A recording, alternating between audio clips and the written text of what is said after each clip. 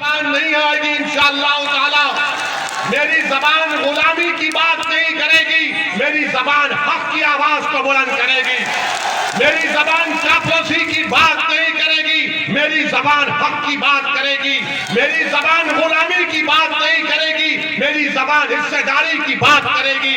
मेरी जबान से डर की बात नहीं निकलेगी, मेरी जबान से उम्मीद की बात निकलेगी। मेरी जबान है जो उनकी जबान की मैं तर्जुमानी करता हूं। मैं कोई संघ की जबान या समाजवादी की जबान में नहीं बात कर सकता, मैं नहीं करूंगा। अगर ये मेरा जुर्म है तो इस पर गोली चलाएंगे तो चलाने वाले चलाओ। कितनी गोली चलाओगे तुम? तुम्हारी गोलियां खत्म हो जाएंगी मगर मेरी जबान खत्म नहीं होगी, क्योंकि अब ओवैसी अकेला नहीं है उत्तर प्रदेश में।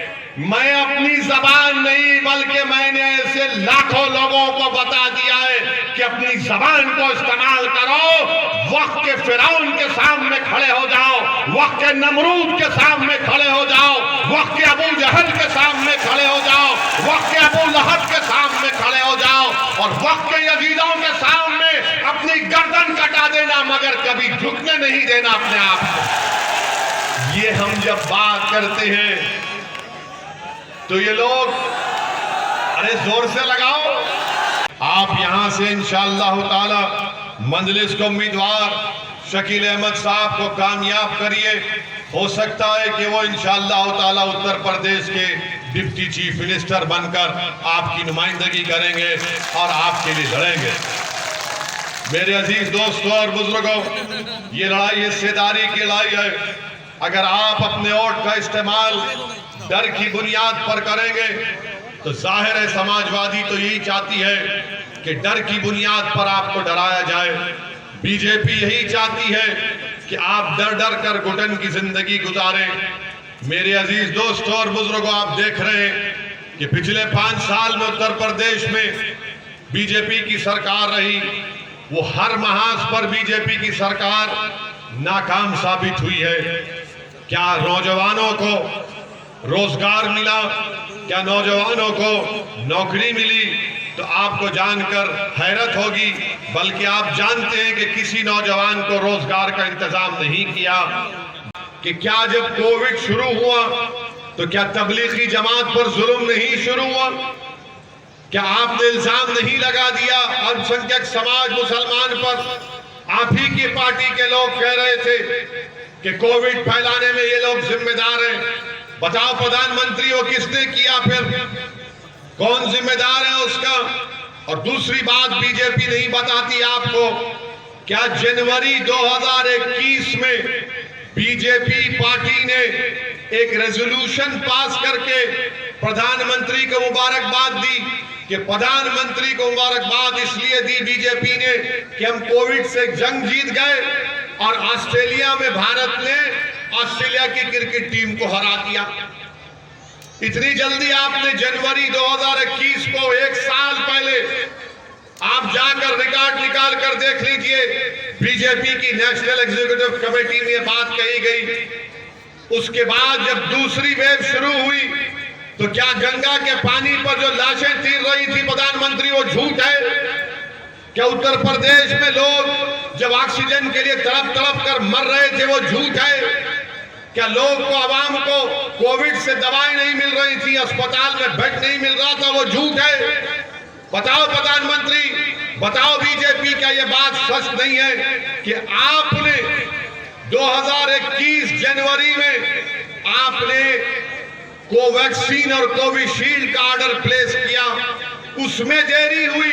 अगर आप अक्टूबर नवंबर 2020 में कोविशील्ड और कोवैक्सीन की दवाओं का ऑर्डर प्लेस कर देते तो भारत में इतने लोग नहीं मरते।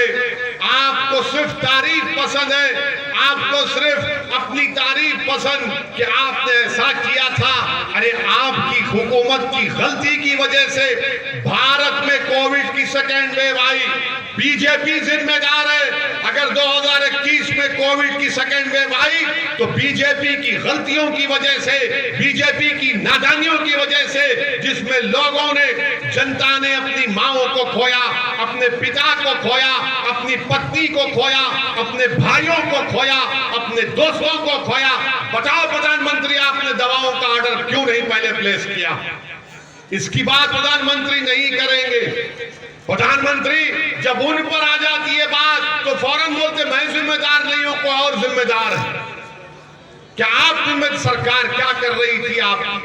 दूसरे, उत्तर प्रदेश में मई जून में सर्दी पैदा कर दूंगा। मौसम वैज्ञानिक है बाबा आप।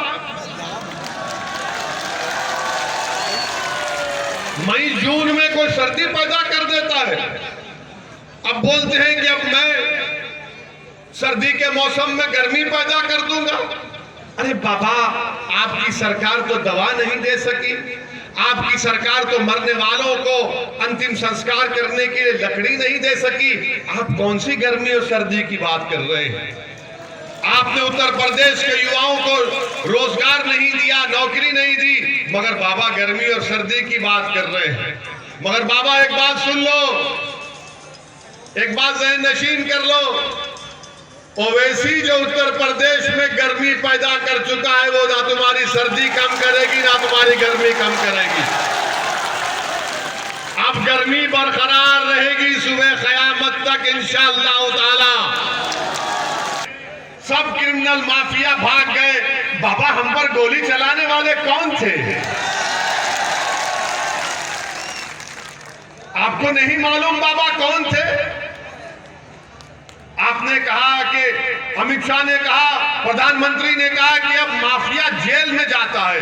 हम पूछना चाहते हैं ये कौन थे? ये किसकी नाजायज औलाद ने हम पर गोली चलाई? ये वन मम्मी टू डैडी की औलाद है, ये गोडसे की औलाद है। ये वही मानसिकता के लोग हैं जिन्होंने गांधी की हत्या की थी। ये वही लोग हैं जो अंबेडकर के संविधान की धज्जियां उड़ाना चाहते हैं। इनको रूल ऑफ लॉ पर भरोसा नहीं है, इनको रूल ऑफ गन पर भरोसा है। इनको बैलेट पर भरोसा नहीं है, इनको गोली पर भरोसा है। वो ये चाहते हैं कि इनकी आवाज को दबा दिया जाए। मैं पूछना चाहता हूं बाबा, ये गोली चलाने वाले कौन थे? और बाबा ने कहा कि ओवैसी को अपनी भाषण को देख कर देना चाहिए। बाबा, मेरी जबान चलेगी तो तुम्हारे बोलने से नहीं चलेगी। मेरी जबान चलेगी तो इन नौजवानों के जज्बात की तर्जुमानी करेगी। मेरी जबान चलेगी तो असमौली और उत्तर प्रदेश के नौजवानों की। अब भैया को और बाबा को नींद नहीं आएगी।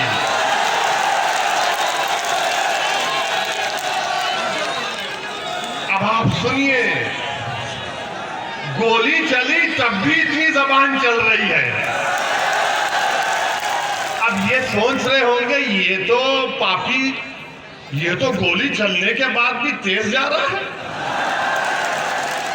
जाएगा तेज, तुम्हारे हाथ में नहीं है किसी की जान लेना, वो तो अल्लाह का काम है।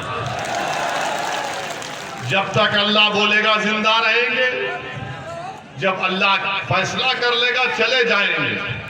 सुनो असमौली की जनता, सुनो रुकनुद्दीन सराय के गयूर अवाम, मेरी माँ और बहनें, मैं अपनी माँ और बहनों से हाथ जोड़कर अपील कर रहा हूं कि असदुद्दीन ओवैसी मौत से नहीं डरता, क्योंकि मेरी माँ ने मुझे ये सिखाया है, मेरे मरहूम वालिद ने मुझे ये सिखाया है कि मौत से मत डरो, मौत के बाद जब हिसाब किताब होगा उसकी फिक्र करो।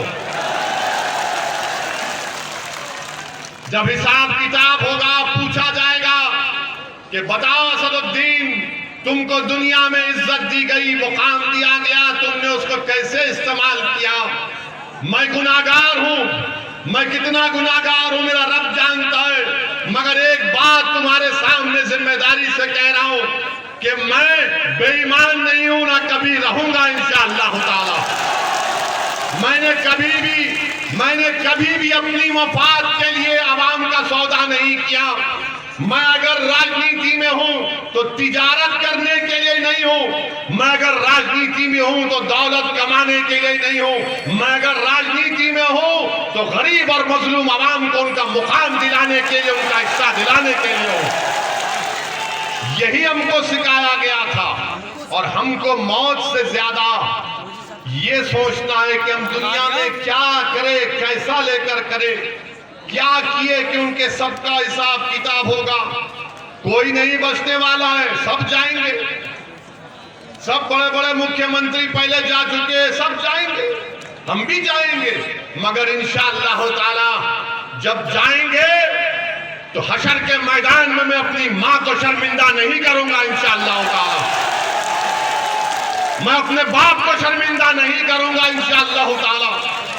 वो हशर का मैदान होगा तो हसनैन करीमैन रहेंगे, हौज़े कौसर भी होगा इंशाअल्लाह ताला। मेरे अजीज दोस्तों और बुजुर्गों, हम कमली वाले की उम्मत हैं,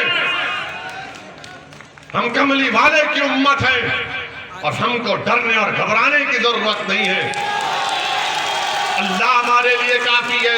जिएंगे अल्लाह के हुक्म से आए। अम्मा के पेट में 9 महीने थे, अल्लाह ने पैदा किया, अल्लाह ने बड़ा किया, अल्लाह ने काबिल बनाया, अल्लाह ने 2 मरतबा विधायक बनाया, अल्लाह ने 4 मरतबा MP बनाया, अल्लाह ने हमको लंदन भिजाकर कानून और बैरिस्ट्री की डिग्री दिलाई, अल्लाह ने हमारी जान बचाई। अल्लाह ही हमको आगे लेकर बढ़ेगा। रहेगा नाम सिर्फ अल्लाह का, किसी का नहीं रहेगा। ये हमारा मामला। मेरे अजीज दोस्तों और बुजुर्गों, इसीलिए हम आपसे अपील करने आए हैं, खास तौर से आपसे बोल रहे हैं कि आप मुत्तहदा अपने वोट का इस्तेमाल करिए। आप कब तक दरी बिछाएंगे समाजवादी के लिए? कब तक दरी बिछाएंगे आप? क्या मिला आपको? यहाँ के विधायक ने कौन सा काम किया? कुछ काम किया? कहीं नजर आए? कहीं तुम्हारी तकलीफ में दिखाई दिए? कहीं पर कुछ नहीं। मेरे अजीज दोस्तों और बुजुर्गों, इसीलिए एक नई तब्दीली आपको पैदा करना है। समाजवादी पार्टी बोलेगी, ओवैसी भड़काऊ भाषण देता है, कि देखकर बोलना चाहिए। हम आपको बताने आए हैं कि आप डरिए मत, हिम्मत मत हारिए, हौसले को बुलंद रखिए। और अगर और हौसला हासिल करना है तो एक सोशल मीडिया पर एक वीडियो देखिए। कर्नाटका में एक बच्ची हिजाब पहनकर मोटरसाइकिल रखकर अपने कॉलेज को जाती है तो 25-30 नौजवान उसके करीब आकर नारे लगाते हैं, उसको डराते हैं। उस बच्ची ने जो बहादुरी का काम किया, उस बच्ची ने उन तमाम के तरफ देखकर कहा, अल्लाहु अकबर। उस बच्ची ने नारा लगाया तो सब ठहर गए, फिर से कहा अल्लाहु अकबर, 3 मरतबा कहा उसने। तो यही मैं कह रहा हूं, अगर भीड़ आ जाती है, गोलियां चलती हैं, सिर्फ 5 सेकंड के लिए तुम ठहरो, रहमत नाजिल होगी, तुम्हारे हौसले बुलंद हो जाएंगे। सिर्फ 5 सेकंड ठहरो। तुम अगर एक वक्त ठहर जाओगे, तुम अगर एक वक्त असमौली में एक अच्छा फैसला ले लोगे कि अब डर की बुनियाद पर वोट नहीं दिया जाएगा, उम्मीद की बुनियाद पर वोट दिया जाएगा।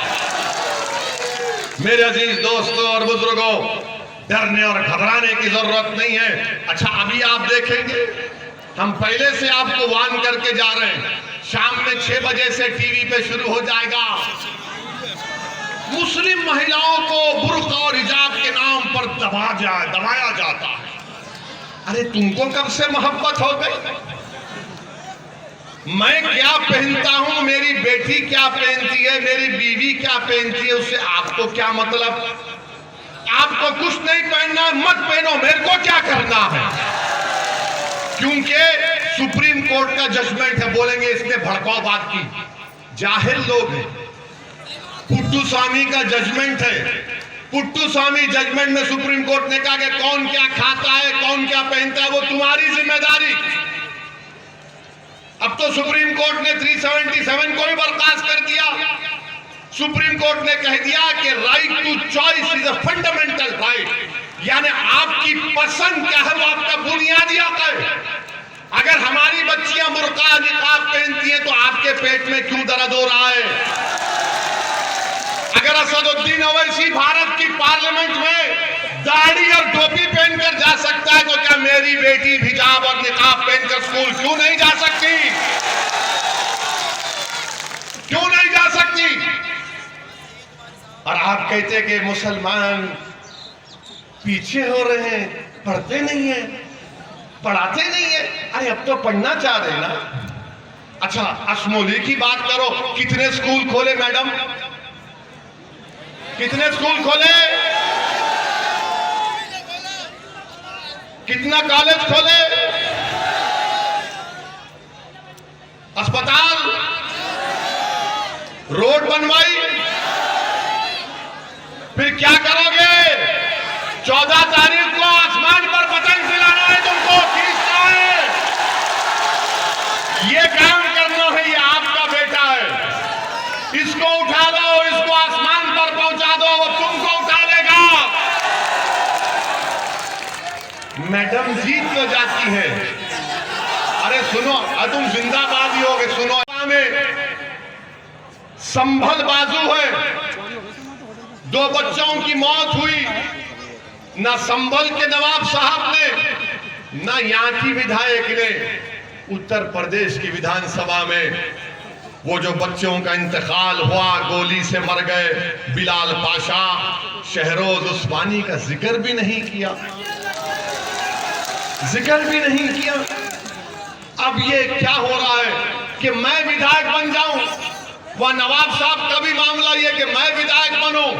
मैं क्या कह रहा हूं कि मैं राजनीति में तिजारत करने के लिए नहीं हूं, मैं राजनीति में हूं तो गरीबों का हक दिलाने के लिए हूं। अगर मैं हैदराबाद से इतनी दूर यहां पर आ रहा हूं तो तुम अपनी मकबूलियत के लिए नहीं आ रहा हूं मेरे भाई और मेरी मां और बहनों, मैं अपने लिए नहीं आ रहा हूं, मैं आपकी लड़ाई लड़ने के लिए आ रहा हूं। और आप समझिए इस बात को। और मैं पैगाम देना चाहूंगा हमारे जो तुर्क बरादरी के, जोजा बरादरी के लोग हैं, क्या आपको ओबीसी का सर्टिफिकेट क्यों बंद हुआ? सपा के लोगों ने बंद कराया उसको। मेरी बात को पहुंचाओ उन लोगों तक ताकि आपको सच्चाई मालूम हो जाए। मेरे अजीज दोस्तों और बुजुर्गों, हर मैदान में आपको कमजोर किया जा रहा है।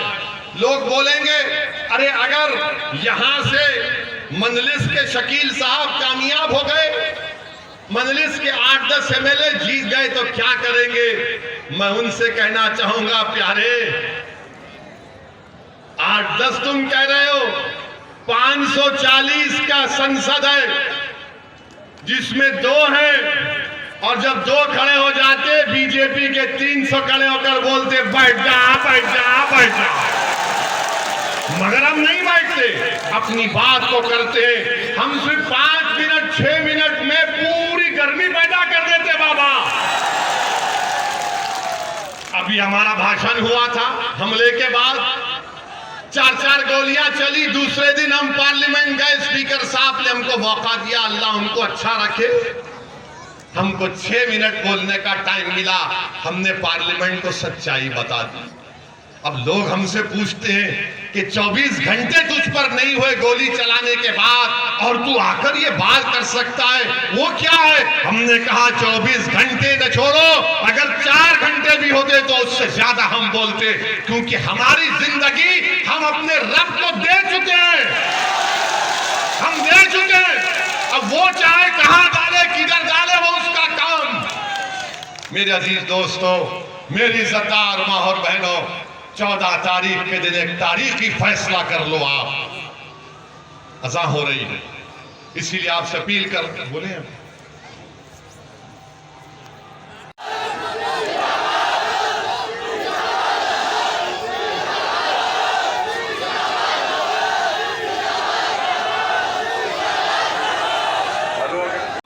इस विधानसभा के चुनाव में, इस हिस्सेदारी की लड़ाई में आपकी मदद की, आपके ताउन की, आपके दुआओं की बेहद ज़रूरत है।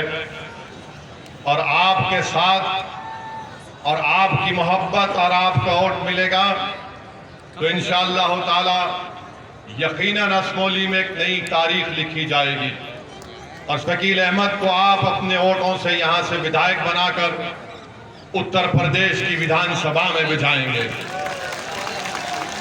आपसे अपील भी कर रहा हूं कि डरने और घबराने की जरूरत नहीं है। अपने हिम्मत और हौसले को बुलंद रखिए।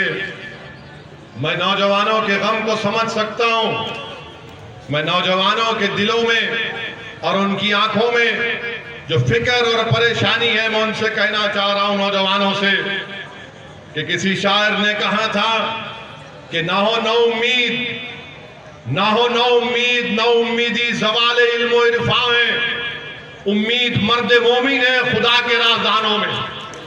तो अपनी उम्मीद को जिंदा रखिए।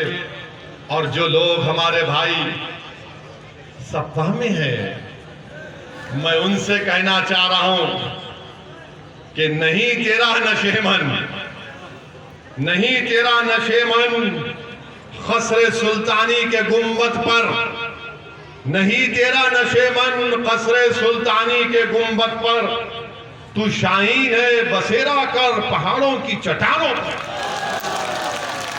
छोड़ो उन लोगों को, आओ हमारा साथ दो।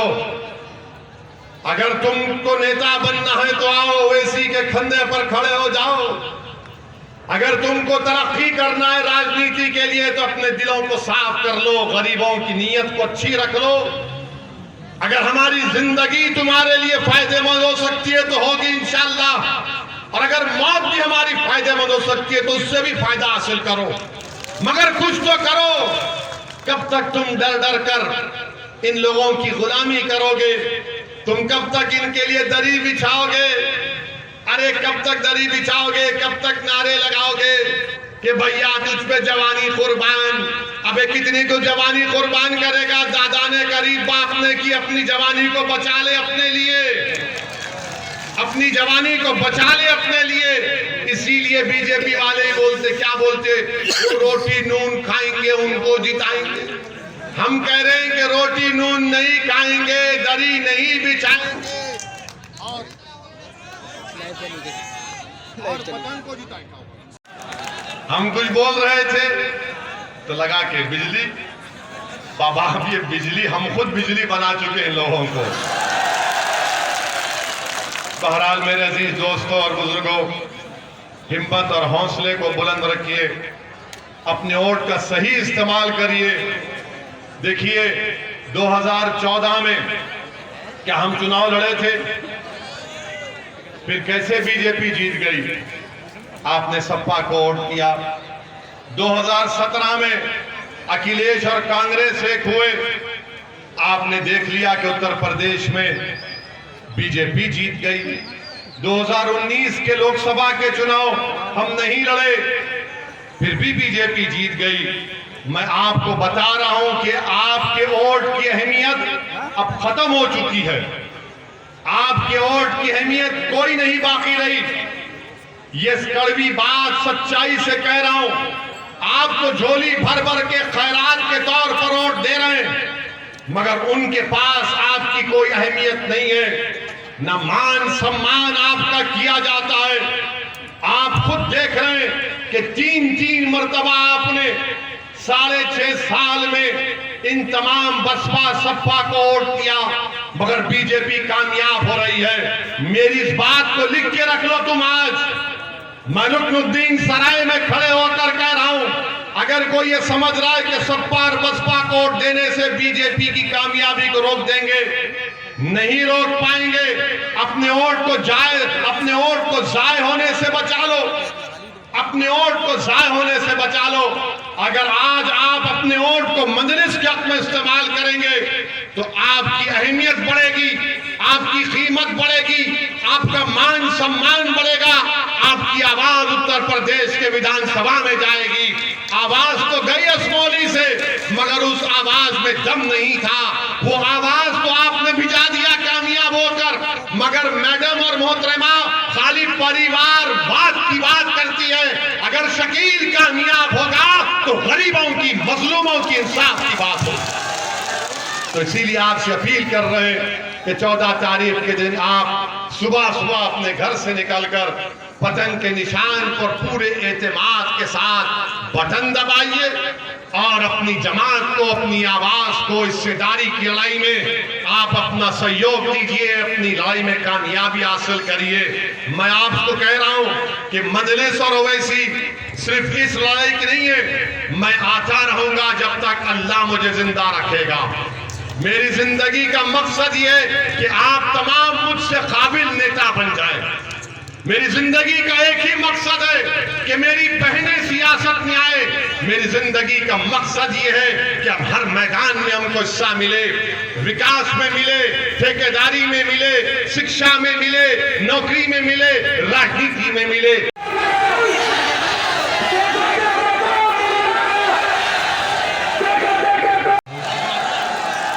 बिस्मिल्लाहिर्रहमानिर्रहीम।